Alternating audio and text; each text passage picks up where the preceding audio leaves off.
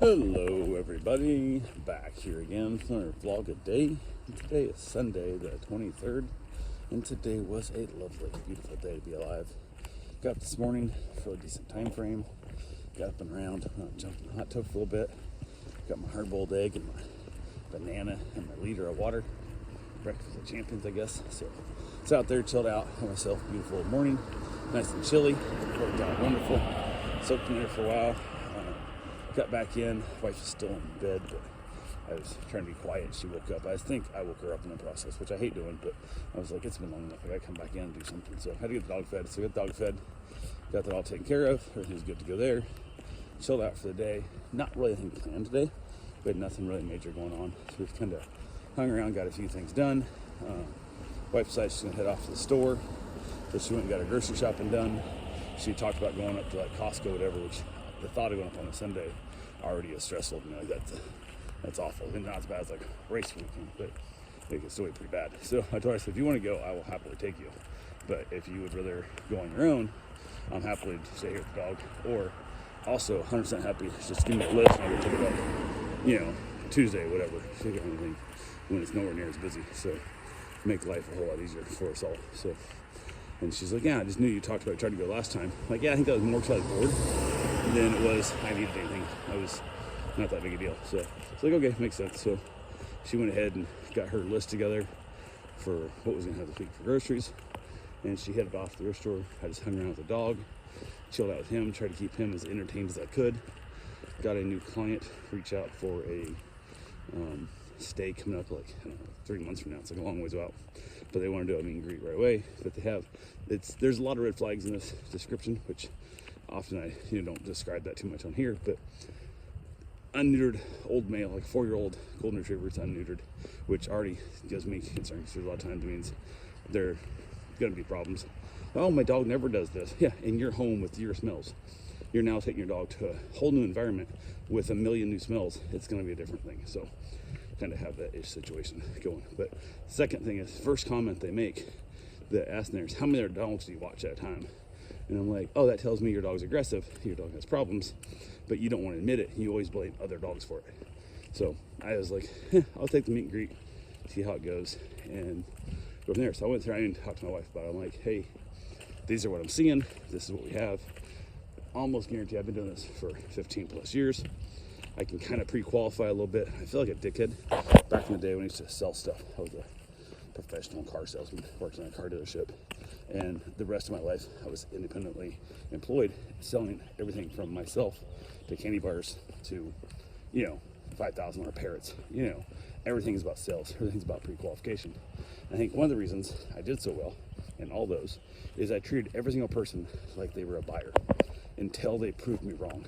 Often they had told me they were not a buyer, and then I continued to treat them like a buyer, and then they would change their mind and become a buyer. So I kind of look at every client as a potential good client until they've proved me they cannot be said good client. So set that all up until we can do the meet and greet, figured out the time frames. While this took like half the day, randomly off and on, so they were slow to text back and stuff, which I understand. They probably are new to the technology. It sounds like this is their first time on Rover, so they don't realize how this can drag out for a while. So, but we had set up morning or afternoon, what's better for them, and da-da-da. They kind of made it sound like they want to do it weekends. I don't do meet and greets on weekends.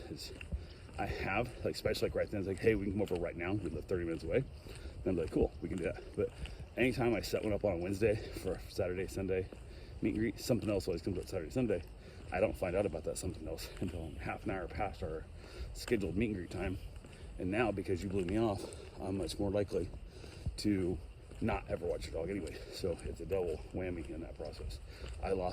I made plans around your time frame that you blew off, and then I don't make any money either one. So yeah, it is what it is. So went ahead, got that all set up, scheduled for tomorrow. So we'll see how it breaks down. And if I'm a gambling man, I'll put $100 against a $15 win. That like I bet 100, I win 15. Almost guarantee it won't work out, but never know, it could work out. It's like a $500 stay, so if it does, it's worth the risk. So yeah, got back from my run, got that all set up. While dealing with that, wife went off to the store. She came back, got the groceries put away. I was outside hanging with the dog so that we're not interrupting her when she's try to move stuff in and out. So you don't have to worry about the dog getting in and out the door kind of thing. So I often will just take the dog outside, finish up that process. Makes life a whole lot easier. But yeah, we were hanging around. Went ahead and grabbed myself a shower, decided what we were going to have for dinner. She wanted to have pork chops and sweet potatoes, and we ended up doing the pork chops in the air fryer. I wasn't sure how it was going to go, but it turned out right. I think could have been a little better, but it turned out all right. So knocked that out, and it was a good meal. It really was. Probably wouldn't have been bad to have some more mixed vegetables in there, some greens or something. But overall, a real good meal. Happy with it. So also, before she went to the store, she mentioned about the question she'd asked about if my drinking. She asked me about my drinking, how much I was drinking, and asked me if it was a problem. I go, my question to you is the problem of marriage. That's what I need to know. And I started to think about it. Let me know when she got back to the store. So she asked me if I was ready to hear it, and I said, 100%. Let's hear this shit. Let's see if my drinking is causing a problem in our marriage. And she informed me that in no way, shape, and or form was it that she was concerned that I was using it as a antidepressant type coping mechanism for being sad or unhappy.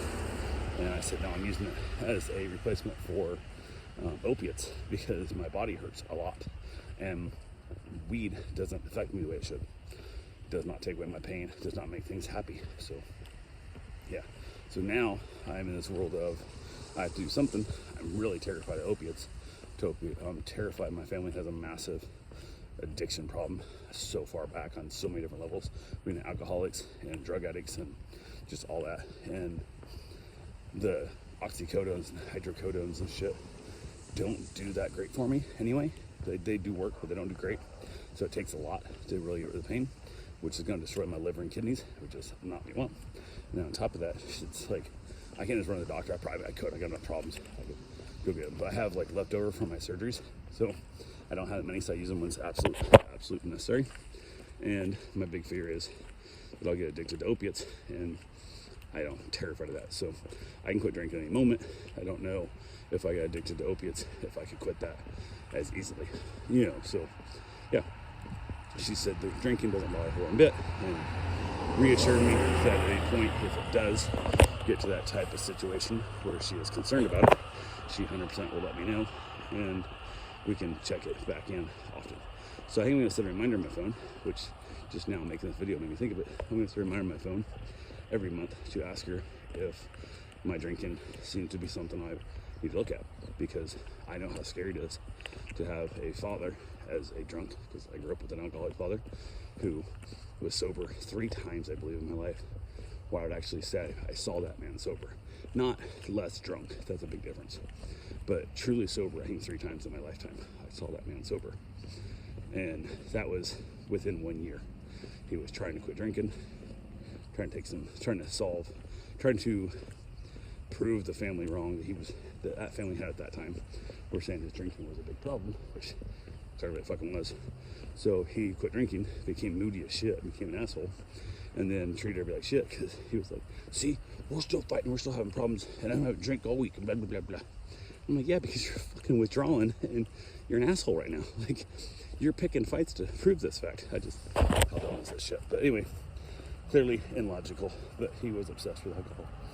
And I saw the pain it caused myself and our family and then his next family, and the ripple effect throughout generations that led over into other people and so on and so forth. I don't want to be that dude. So if in any way, shape, or form this is causing problems, I'll cut it out of my life forever. But she says it isn't. So, but it does have me scared that it could be a thing. So yeah, just extra stress on myself. Why not? Yay.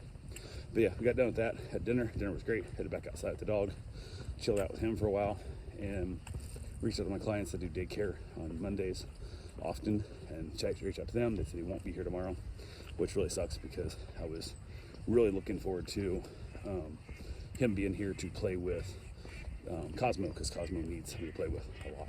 He's kind of really getting annoyed with me, I think, because I don't have other dogs for him to beat up on. So we've been doing a lot of exercises, been doing a lot of training exercises, been working with him a lot.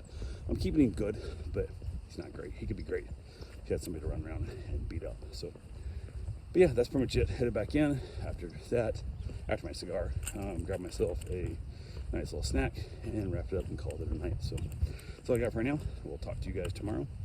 Have yourself a safe, wonderful day. Thanks for watching.